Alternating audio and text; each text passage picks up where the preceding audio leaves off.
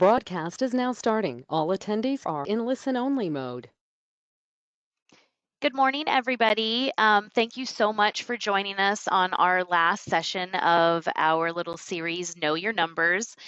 Today, we're going to be talking about client retention. Steve is joining us again today. So myself and Steve will go through and talk about client retention and why we need to pay attention to these kinds of numbers. All right. So to start, you guys, just a little bit of housekeeping as always. It will probably be 20 to 30 minutes depending on how chatty Steve and I get. My microphone is on, you guys. Everybody else is automatically muted to keep chatter down, etc. If you have questions during the webinar, please send them through the chat or the questions section. I'm happy to stop and have a discussion about questions that you guys have. Okay, and of course your speakers have to be turned on, so hopefully you've turned them on and you can hear me. Okay, just a short agenda. We'll do again an intro to Steve for those of you that didn't join us the last couple of weeks.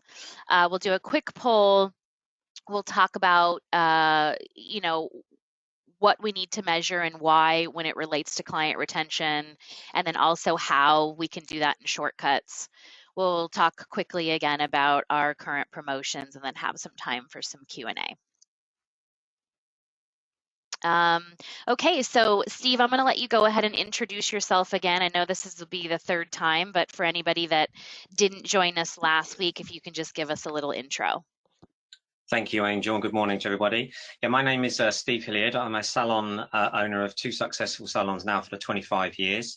I'm not actually involved with my salons now. I've stepped away and they're running without me, and I'm very proud of what I've done for that. And I'm a salon business coach and mentor for the hair and beauty industry. So for the last 5 years, I've been helping salon owners make more profit. I also am a motivational speaker, and I'm an author of a book called Do Something Different in Your Salon Today, which is a business book which will help you, give you some exercises and stuff to look at. But basically, as I mentioned, I specialize in helping salon owners finally get off the salon floor in a way that doesn't cost them money. And I show them how to use that extra time that they've created to measure the business. And this has to be done properly, so I show them how to do that. We motivate the staff so they can understand the numbers and make the profits that they've always deserved. Thanks, Angel. Awesome, thanks, Steve. Okay, so I just want to do a quick poll, you guys. So I just wanted to find out, what is your current client retention goal? Is it 60%? Is it 75%? Do you have a retention goal? I'm going to go ahead and launch this poll. I just want to kind of hear from you guys. So that's live, so you should be able to answer that for me, please. If it's 65%, choose 60 for me. I just kind of want to get an idea here. I'll give you guys about a 45 seconds to a minute to answer. I just want to get an idea of where you guys are at and what you're looking at. And while you do that, I will mention that, while Steve and I are talking about client retention right now, this may be something that is hard to measure at the moment due to the fact that we've had COVID shutdowns and things like that. So, Steve and I were having a discussion about the fact that, to measure client retention, you really need to at least be open for a 6-month period, because what we're going to do is we're going to take, potentially those first 90 days you were reopen, and anybody who visited during that time, and then see if they've come back over the next 90-day period, basically. Okay, so if you're measuring client retention numbers right now, do not panic. They might not look like you potentially would want them to, or your reports, may be not great at all, right? But that's going to continue to creep back up, and we're going to start to see more customer loyalty again. So I'm going to go ahead and close the poll. I think we're good now. Everybody got a chance to vote. It looks like 80% of you guys said that your goal is 75%, and 20% of you guys said that you don't have a retention goal. Okay, so Steve, just some stats there for when we start talking about what and why. Yeah, no worries. Thank you. Yep. So I'm going to hand over to Steve here. Thanks, Angel. So just to clarify what Angel said, it's really important, like in the UK where I'm based, is we can't do our staff retention until beginning of November. We went back in lockdown on the 12th of April, and we've obviously been open since then. Last year we did beginning of July, but then we had a shutdown in November. So it's really hard. I don't want you to run the report and get disheartened at the moment. You need to have a 6 months window without any breaking. So if you've got that, then you can run it. So basically you're looking at everybody to be running minimum of 65%, and you want your salon at 65% or more. Okay, so that's your target. Anything higher than that, happy days, that's really good. So you need to be, you know, obviously the slide is sort of saying which staff members are retaining clients. It's so important you have a look at which clients are retaining clients and whether what percentage is not coming back. Because if you're giving new customers to someone that is not retaining clients, and that tends to be lower graded stylists, and what I mean by that, we have 5 tiers in our salon, so you've got different levels. Obviously the lower level is the less experience. You find that a lot of clients go towards the less experience because it could be price conscious. So somebody that's lower tiered is going to be a lower price, whereas more premium price stylists are middle to top end. So you can't be putting new clients into a stylist that's not retaining them. So that's number 1 point. So the ones that aren't, is there a problem? And I can tell you a quick story there. We had a stylist who's been with me for 10 years. She had a problem a couple of years back now, bless her. It was a personal problem and we weren't aware of it. And we saw things sort of tilting off. Her sales were tilting off, her clients were tilting off, and her retention was tilting off, and it was at a really good level. So we pulled her up on her and I had a meeting with her, and basically there was some personal stuff going on. So we weren't aware of this. So the ones that aren't retaining, there could be something going on outside of the salon or within the salon maybe. So have a chat with these people and say, look, this is your retention rate. This is your goal that you need to get to. How can we get you to there? Over retention for the last quarter. So that's really important, obviously, to make sure that your minimum is 65%. So when you've got that 6 month period, run that report and see who is retaining and who isn't. The number of clients that did not return to the business. Now, I hear of salon owners that they email out to these customers. Well, I'm afraid that doesn't work. You have to pick up the phone. So if you've got a front of house receptionist, whatever you guys call it in the US, get a script out, write a script out, and physically pick up the phone. We did this after the first lockdown, so we came back July 4th, and then we had some clients that hadn't come back.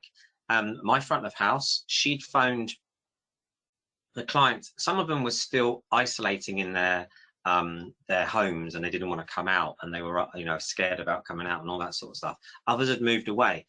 Physically pick up the phone and find out whether these people are coming back, and if they're not coming back because of a bad haircut or a bad color, then get them back in with a more senior stylist and say, do you know what, we'd love to see you back in the salon. We'll do it for you free of charge, and we'll get you back on that into the salon and start from there. Because we all know losing clients is the hardest thing, and it's really hard to get new clients. When you've got them, you need your retention rates to be there. Having a bonus plan in place can help you reach your goals when it comes to client retention and rebooking. So we target our team on a minimum of 65%, and if they hit the 65%, it goes up by 3%. So 65, 68, 41, 71, sorry. So every time they hit it, we give them a bonus. So monthly, so get you 6 months, and then what happens is you move it on a month. So you can still pay these bonus monthly when you've had your 6 months run. So my team get bonuses on rebooking percentages. They get bonuses on color percentage growth, and they get rebooking. They get a bonus, sorry, on client retention as well, which will kick for us in, say, come November, and then we can pay bonuses November, December, January as it goes along for the 6 months of that period. So it's really important that you get your team on board with this, and you see who isn't retaining and who is retaining. And as I mentioned at the beginning, do not give new clients to a stylist that isn't retaining. Now, if they're quiet, there's a reason why they could be quiet. It might be their communication skills, it might be their actual technical skills. So bear that in mind and have a look at the report and decide who those new clients need to go. Personally, we tend to move our shortcut system, so from left to right, when you look at the diary, left is senior, right is less senior. So we tend to put those in from left to right. So we try and get them in with the senior team more than the, say, the younger team. So there's a couple of tips and hints there, Angel, that you guys can think about. Thanks. Perfect. Thank you. So the next one, you guys, why we need to know these numbers. Steve actually already touched on most of these points already, so I'll just quickly go over them. But, you know, who's getting the walk-ins, right? So we need to make sure that staff that are not retaining customers are not who we're feeding walk-ins to, right? The retention numbers are also going to help us understand what staff members we have the opportunity to coach, right? Like Steve was saying, if they're struggling, why? Why is there a dip in retention? Why is there a dip in their rebooking and their sales? Sometimes it's a personal problem. Sometimes it's just simply that their consultation process has slipped or something like that. So again, it's really important to look into these numbers and take a look at them so that we can understand why, what's going on. You know, they're going to paint a picture for you and they're going to tell a story. So we need to be looking at them and make sure we're aware. Of course, again, we need to be open for a 6-month period after lockdowns to make sure that the retention details and client data that we're looking at is relevant. Okay. So I just want to take a moment to show you Shortcut's client retention report. So again, you guys, the client retention report is based on a 90-day period. So all the key data that we are talking about here can be found in the client retention report. So it shows us, it allows us to measure each employee. It allows us to measure the business as a whole. And it shows us the number of customers visited during the time period. It shows us you know, who returned to the same employee. It shows us who returned to a different employee, and it also shows us if customers were lost and not retained. Okay, so here, you guys, this is just some detail and data on what is in that report. So again, it gives us each staff member. It gives us the distinct number of client visits within a time period. The reason it's client visits and not just clients is you could potentially have a client that visited more than once during the time period. Okay. Returning clients, like I said, it'll show us who returned to the same employee. It will show us if a client returned but returned to a different employee. And it will also show us clients who did not return. And then for that, it will give us, for the time period, it will actually tell us everybody that didn't return for the entire salon. So again, it's going to give us per employee, and then it's going to break it down per staff member, and then it'll give us a total at the end of that. Okay, so really great report, really easy to digest the data and quickly get the information that you need to be doing these, you know, monthly and quarterly reviews with your staff. Okay, so here's just a bigger look at that report, I guess. So you can see here, here's each employee listed. Here's the number of clients they saw during the time period, who returned to them, who returned to somebody else, and if they were lost. So really easy to read that report and quickly get the information that you need. So you guys, with the combination of this client retention report and the employee performance report, the extended version that we showed you in the first series or in the first session of the series, with those two reports, it gives you a really good look at doing a review for your staff with that data and information that you get from just those details.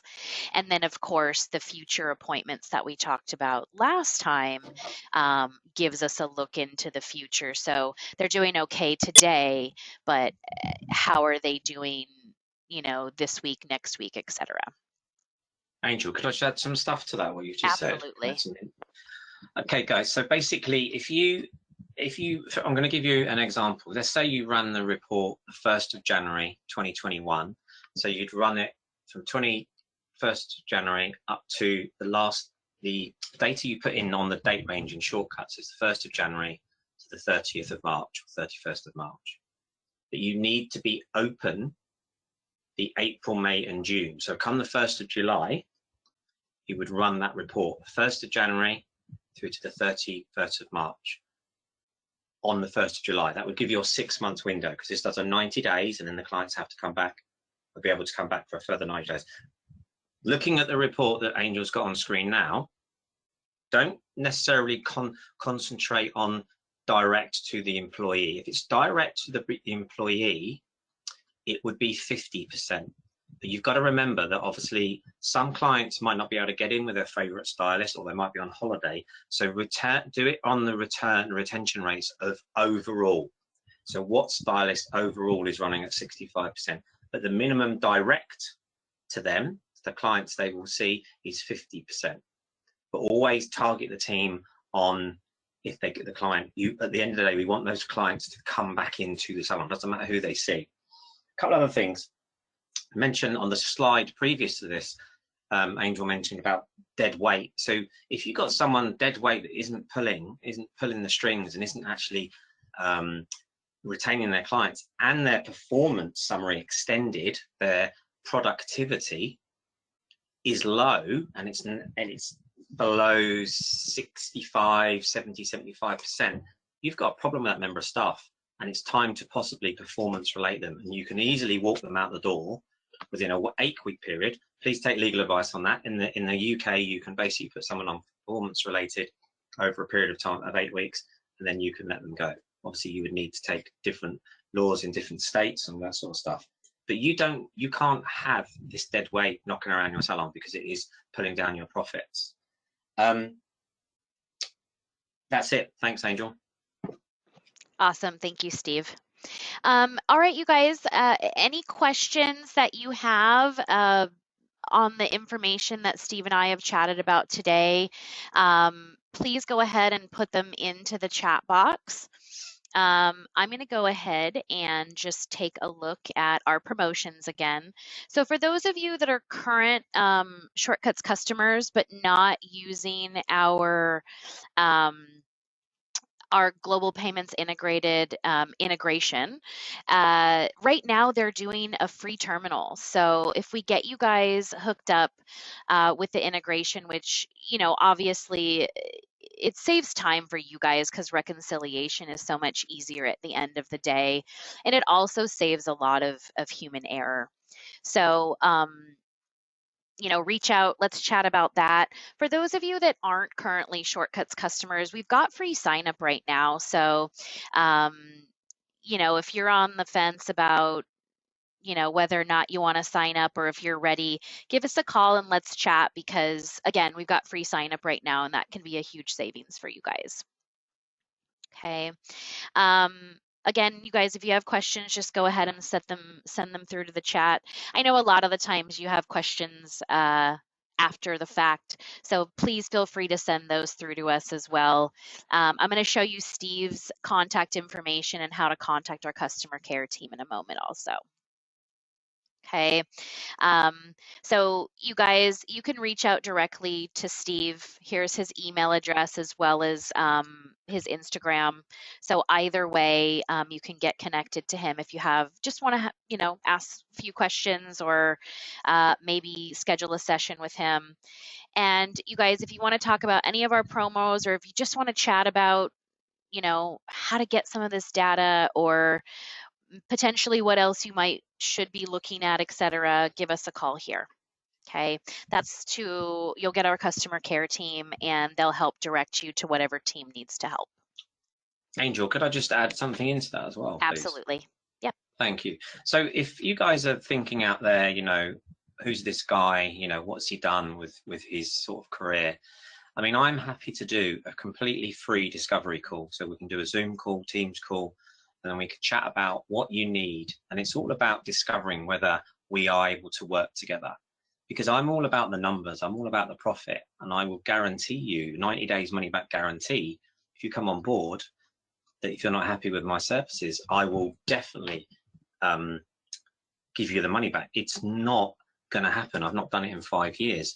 But I think what salon owners are, they're really scared about taking that dip, putting their toe in the water and understanding their numbers. And once you start understanding your numbers, it's a different ball game. You look at your salon in a different way, you look at your team in a different way. So if anybody wants to reach out and we can arrange a free call, I am more than happy to do that, Angel. Great. Thank you, Steve, so much for that. And you guys, same for us, right? Like sometimes it's intimidating to know where to start. We don't necessarily know what we should be looking at in order to understand if our business is successful or if our staff is successful. So, again, reach out to Steve. If you're already a customer of ours, we can help as well, right? Gathering some of the data that you would need to have that conversation with Steve. Okay.